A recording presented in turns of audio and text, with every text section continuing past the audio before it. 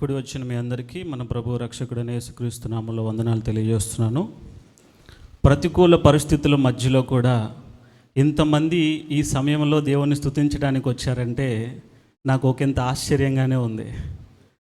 ఎంతైనా దేవుణ్ణి మనం స్తుతించవలసిన వారమే ఉన్నాం. ఇలాంటి పరిస్థితులు మన జీవితాలలో ఊహించకుండా జరుగుతూనే ఉంటాయి.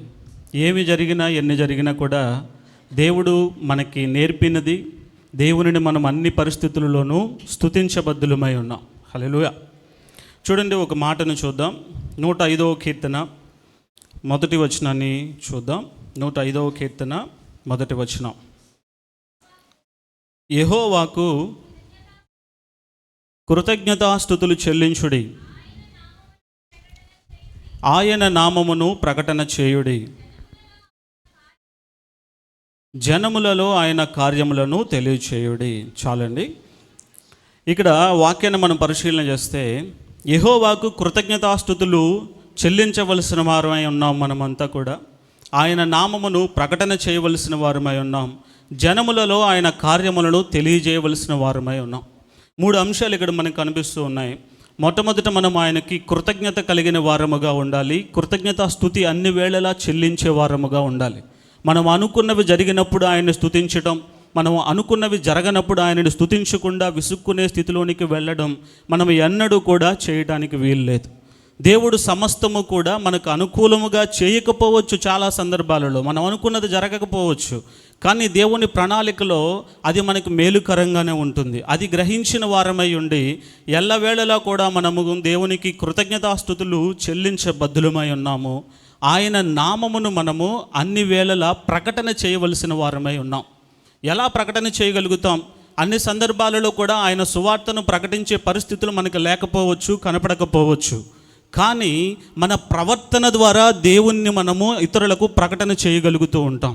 దేవుని వాక్యాన్ని విని వెళ్ళిపోయేవారుగా ఉండక ఆ వాక్యానుసారంగా మనము జీవించడం ఎప్పుడైతే ప్రారంభిస్తామో, మనం జాబ్ చేసే ప్లేస్లో అయినా, ఇరుగు పొరుగు వారి మధ్యలో అయినా నడిచి వెళ్ళే బైబిల్లాగా మన వారికి కనిపిస్తూ ఉంటాం.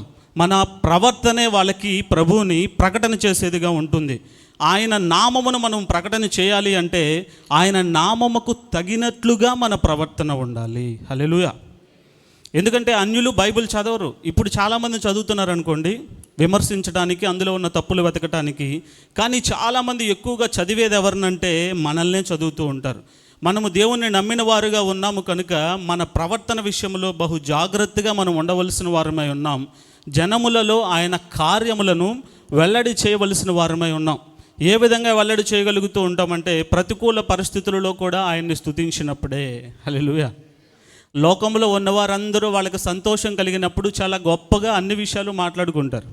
కానీ బాధ కలిగినప్పుడు ఎవరైతే సంతోషపెట్టారో వాళ్ళ గురించి పొగుడుతూ ఉంటారు, ఎవరైతే బాధ కలిగించారో వాళ్ళ గురించి తిడుతూ ఉంటారు.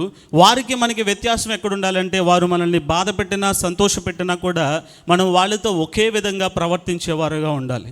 అదే క్రీస్తు మనకు నేర్పిన మాదిరి. ఆయనను మనం ఇతరులకు రిప్రజెంట్ చేసేవారుగా ఉండాలి. క్రీస్తుని మన ప్రవర్తనతో మనం చూపించినప్పుడు అనేక మంది దేవుని యొద్దకు ఆకర్షితులవుతారు. ప్రభువు మనకు పెట్టిన భారం ఏంటంటే ప్రతి సందర్భాన్ని కూడా మనం వినియోగించుకోవాలి. ఏ సందర్భాన్ని కూడా మనం విస్మరించకూడదు క్రీస్తుని ప్రకటన చేయటానికి.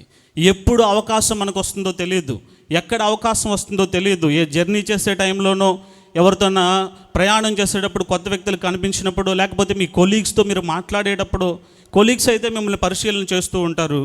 ప్రతి విషయంలో కూడా మనం ఆయనకి కృతజ్ఞతాస్తుతులు చెల్లించవలసిన వారమై ఉన్నాము.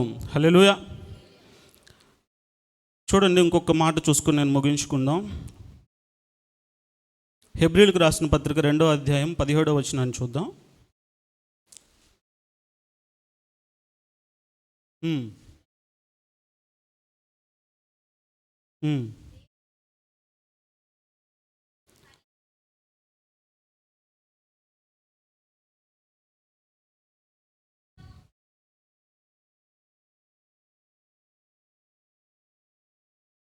హెబ్రీయులకు రాసిన పత్రిక 2:17 చదివేది.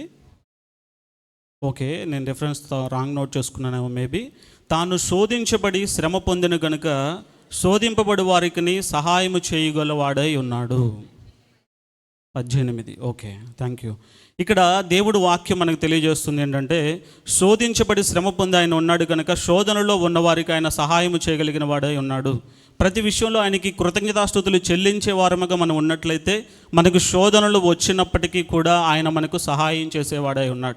మన హృదయాల్లో మనం గుర్తుంచుకోవాల్సిన ఒకే ఒక అంశం ఏంటంటే, మనుషులు ఎవరు మనకు సహాయం చేసినా చేయకపోయినా, మీరు నమ్మిన వారు ఎవరు మిమ్మల్ని ముందుకు తీసుకువెళ్లకుండా మధ్యలో చేయి విడిచిపెట్టి వెళ్ళిపోయినా దేవుడు ఎన్నడూ కూడా చేయి విడవడు. ఆయన సహాయము చేయక మానడు.